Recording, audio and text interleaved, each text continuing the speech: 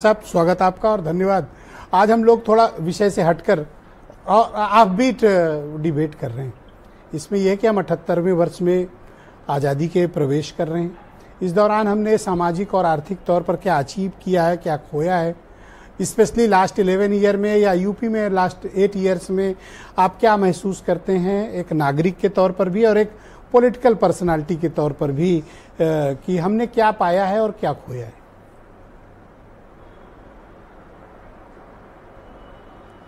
Sir, हमने सिर्फ खोया ही खोया है। अगर हम ईमानदारी से देश के हितों के लिए काम कर रहे होते तो आज हम अमेरिका के या तो बराबर होते या उससे आगे होते। हिंदुस्तान के लोगों की पूरी जिंदगी जंग करते गुजर रही है, उसूलों से, अपने आप से, समाज से, अपने परिवार के लिए स्ट्रगल, नौकरी, रोजगार, और आखिर में जब सब कुछ बेचारे हासिल कर लेते हैं तो हिंदू मुसलमान की जंग, ऊंच नीच की जंग, जातियों की जंग, दलितों की और अपर क्लास की जंग। सर क्या है आप बताइए। आप यहाँ 78 साल हम लोग हो गए आज़ाद हुए और आज भी हमारे मुल्क में घोड़ी चढ़ने पर लोगों को मारा जाता है। आज भी हमारे यहाँ खाना खाने पर लोगों की हत्या की जाती है। मैं बहुत गौर से सुन रहा था, सबका साथ, सबका विकास, बड़े बड़े नारे।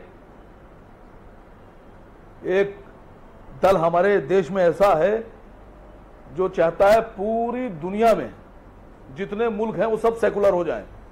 बहुत अच्छी बात है, समर्थन होना चाहिए, लेकिन वही दल और उसके सब जितने नेता हैं छोटे से बड़े तक, वो ये तो चाहते हैं पूरी दुनिया सेकुलर हो जाए, लेकिन वो कहते हैं हम अपने देश को हिंदू राष्ट्र बनाएंगे।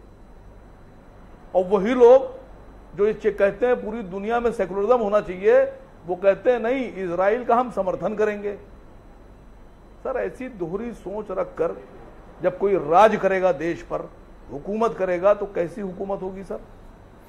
अच्छा, मुसलमान भी इस देश का इंटीग्रल पार्ट है। राजा का जो आसिम मानसिकता वकार होती है, एक आम मुसलमान या एक आप परिवार चलाते हैं अपना, एक पिता के तौर पर, एक नागरिक के तौर पर, आप क्या महसूस करते हैं वर्तमान हुकूमतों के बारे में? मैंने आपसे कह तो दिया, जो बात मैंने कहना थी कह दी। मैं बिल्कुल टू द पॉइंट बोलने के मूड में हूं आज। या तो आप ये कहिए कि हमारी दोहरी सोच है। भाई आप एक तरफ तो ये कह रहे हैं कि साहब जितना मुसलमानों को तकलीफ दे सकते हो दे दो, मुसलमानों को दबा सकते हो दबा दो, मुसलमानों को गिरा सकते हो गिरा दो, और दूसरी तरफ आप अपने को दिखाते हैं कि नहीं साहब हम तो बहुत अच्छे इंसान हैं। तो कैसे कैसे माना जाएगा सर? क्या आपको सरकार की जन कल्याणकारी और परोपकारी योजनाओं का लाभ आपकी कम्युनिटी को मिल रहा है या नहीं मिल रहा है, या आप इसमें कोई भेदभाव महसूस करते हैं?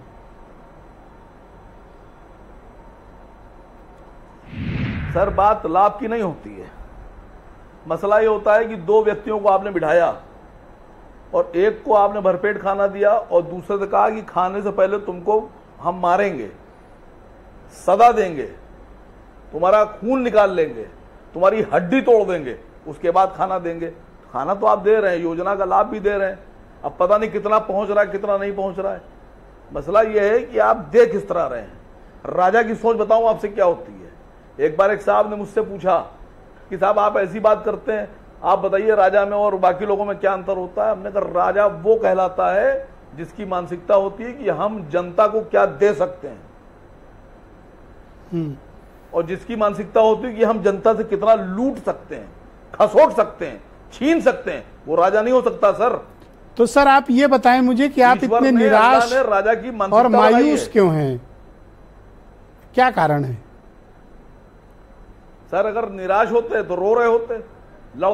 जो लड़ाई करता है जंग सैनिक, वो निराश नहीं होता, उसमें जीत का विश्वास होता है, और जो निराशा में चला जाता है वो सरेंडर कर देता है। सर आप युद्ध की भाषा में बात कर रहे हो, कभी कहते हो हड्डी तोड़ देंगे, खून निकाल लेगा कोई, कभी युद्ध की बात करते हो, कभी सरेंडर की बात करते हो।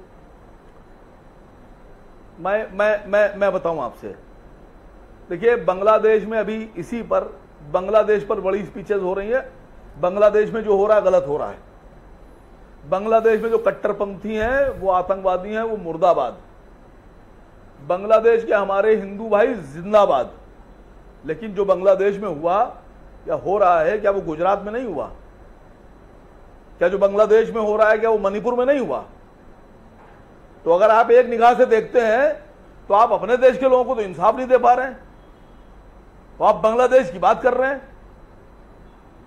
तो अगर आसिम बकार इतना दम रखते हैं कि बांग्लादेश के कट्टरपंथी आतंकवादी हैं, वो मुर्दाबाद, तो आसिम बकार इतनी भी हिम्मत रखते हैं कि गुजरात के आतंकी और दंगाई मुर्दाबाद, मणिपुर के आतंकी और दंगाई मुर्दाबाद। मजलूम जहां होगा उसका साथ देना चाहिए। थैंक यू वकार साहब। मैं दूसरे चरण में आपके बाकी विचारों को स्थान दूंगा। दबा लो।